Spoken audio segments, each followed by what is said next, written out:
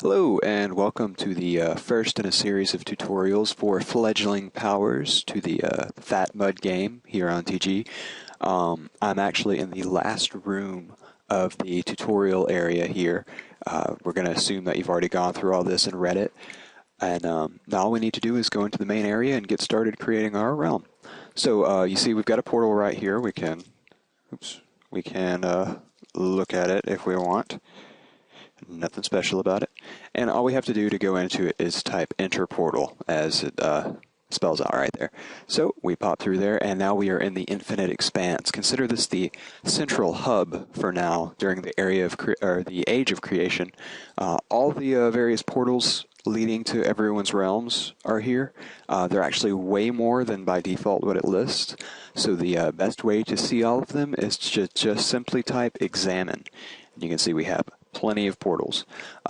Each of these portals belongs to another power, and it lets them access their realm, much like it's going to let us access ours. Now, by default, your portal isn't going to be here because someone has to come in and manually enable that for you. So if you'll just talk to TLE, that's me, he'll get you set up, create your portal, give you your permissions, and probably a little advice on the way. So let's assume that you've already done that. Now, we are your name, very cleverly named. So you can see here that we do have a portal to your name's realm, and all we need to do now is enter it. And if you just type enter portal, you're probably going to enter somebody else's portal because there are a lot more than just yours. So the easiest way to do it is type your name 'S. And we are now in our realm. This is the default room. By default, there's only one room in a new realm. It's just called standard room and then the title of your realm. And you can see here, if I type areas, lots of people's realms are just called their name's realm. You can change that later, but most of the time people don't know what they want it to be named when they first start. So that's fine. So what do we need to do here? Well, first off, we probably want to refluff the first room to make it a little more, thematic. So let's change its title and its description. The easiest way to do that is to use the modify command. And if we just type modify, you'll see that it gives us a big list of stuff that we can modify.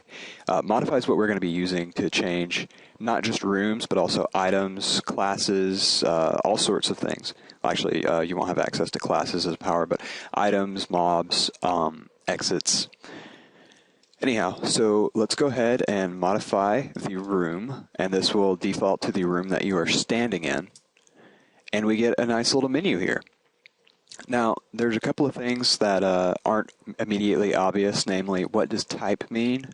What do behaviors mean? What do effects mean? Display and description, fairly obvious. Well, first off, let's go ahead and fluff the room, and we'll get into the more crunchy technical bits in a second. So I can just type in 2 to change the display, and this is the title of the room. So this is what's going to show in light cyan right here. So if I let's make it a small hovel, yeah, because everybody needs a small hovel, and we'll give it a description. It is dusty here. Smelly too. All right, so AAA writing right there. But hey, now if we go ahead and hit enter again to close out of the menu, we can look again, and now we know we're in a hovel and that it probably needs to be cleaned. So that's great. But there's not a whole lot to do in here, and actually, you can tell that what the weather is because the mud doesn't actually recognize that this room is indoors yet. So in order to do that, we need to change its room type. So if we modify the room, or mod room, you can see we've got a bunch of types here, and I can actually go to type, and I can either just enter a new one straight, or I can get a list by hitting question mark. That is a really big list. And some of them are self-explanatory, but if you really need some more information about it, you can go to the website, fatmud.servegame.com. Pop over to the Power Handbook, Getting Started, and there's a big list of guides here that you can use, the most important of which being the Archons Guide, which I'm going to open up now.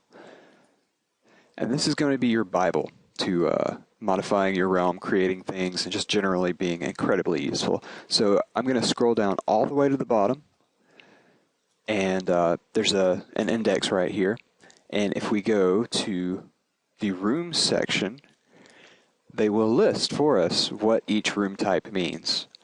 So we can look through here, and basically we want to find something that's a room, because FatMUD assumes that any room type that is a room is indoors.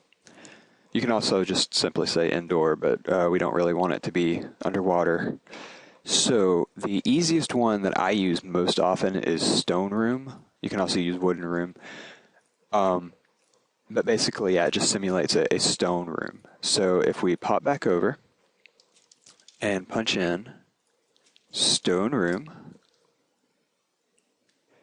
it's going to give us a little warning prompt because it is a semi-permanent there.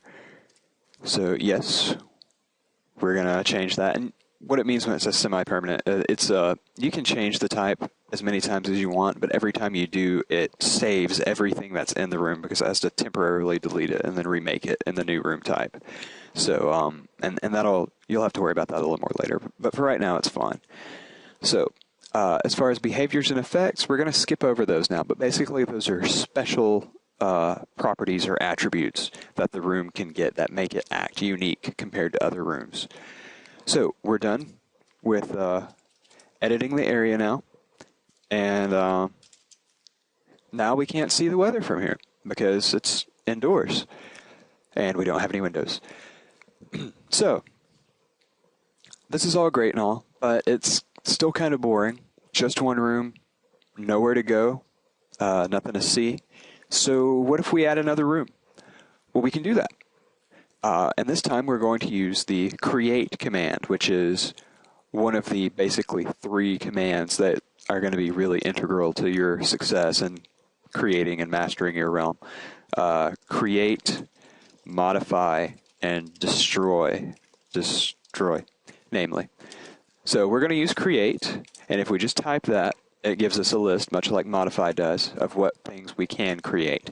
Now, you won't have permissions to create all of these things. For instance, you can't create a government because that's a global thing, and for the most part, you're just creating things for your realm.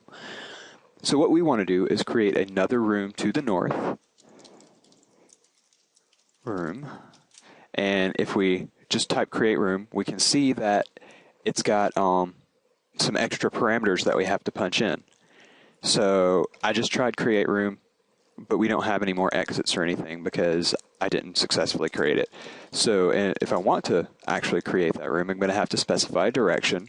I want to go north, and I'm going to have to specify a room type. Now you can just do standard room, which is the sort of default room, but I would really recommend always going with whatever kind of room type you want. So we want... let's see, why don't we make this an outdoorsy kind of area? We'll make it, let's make it plains, out in the open fields. Let's, that's nice and happy and shiny. All right, so we can just type in plains. Big old block of earth has fallen from the sky. Don't know why we can see that since we're indoors, but... Now you can see it's automatically created an exit to that new room, to the direction that you specified. And if we go north, you can see that now we have up in the sky, which is anytime there's a legitimate outdoor room type, it will have a sky direction.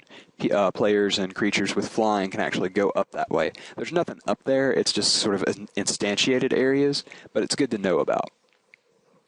Excuse me. So, and you can see now if we go back to the south, we're back in our little area. So first, let's refluff this area. And we'll say it's the doorstep to a small hovel.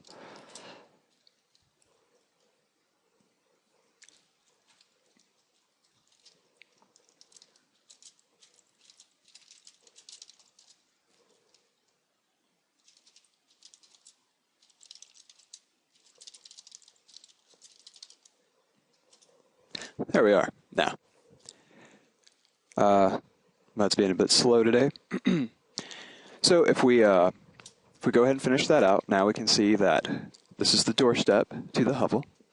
And I could just as easily have titled this like, big, open, wide, pretty plains, and given it a description to sort of fill that out too. And that would have changed the sort of feeling of this a lot. So you can see, just without even actually dealing with the mechanics, we can really change what it looks like to the player, and sort of change the sense of scope and location.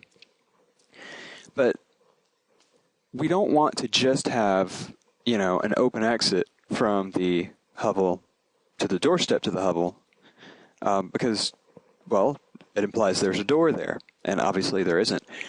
So now we can get into something called exits, which are what connect rooms. And right now we have an exit connecting the south to the north of this room. When you create new rooms, by default it links it or adds exits for you. But they're just standard exits. If you want to do something special, you need to modify those exits. Well, I want to go ahead and change the exit type from standard exit to something called door. And if I go back over to my Archon guide here, and I go to exits, this is a big list of all the exit types that we can use.